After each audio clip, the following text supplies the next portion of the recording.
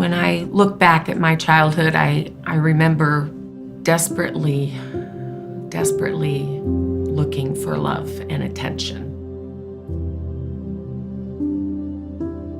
I was the baby of 6, and my parents had checked out, I think, by the time I came along. As I got older, I began to seek out love and attention in wrong places.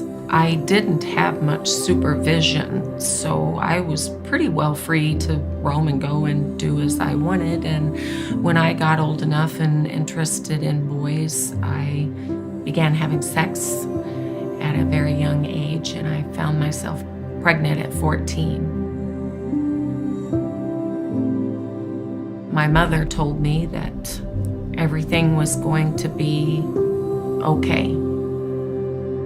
It was very quick and very quiet, and the next thing I know, I'm in a car on my way to what I learned to be the clinic in Granite City. I remember I was awake during the entire process. I remember one of them saying, "You're going to feel some cramping in your stomach."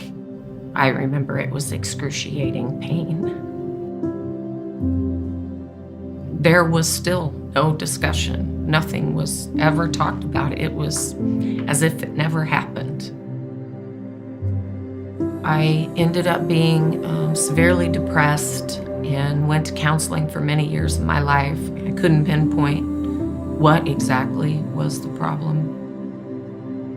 The realization began to come to me that I did have life inside of me, and that I had killed the only child I would ever have.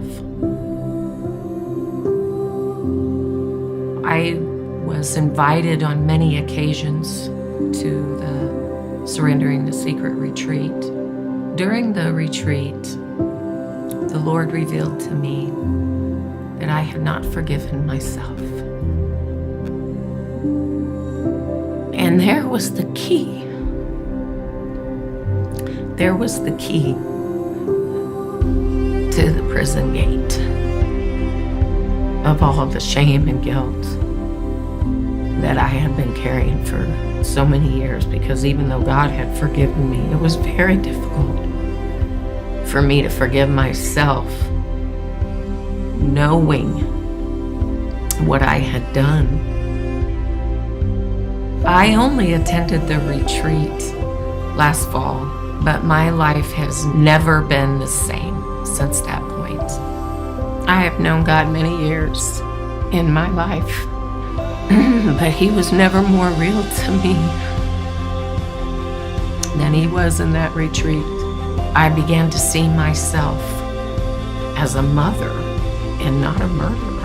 This was one thing that truly held me bound for so many years, for almost 40 years of my life. So after the retreat, there was no stopping me. I put together Carolina Joy's memorial. I made a shadow box of her in which I bought a little outfit similar to what I believe she would have worn had she come home from the hospital. I now know that she is in heaven, and I will see her again one day.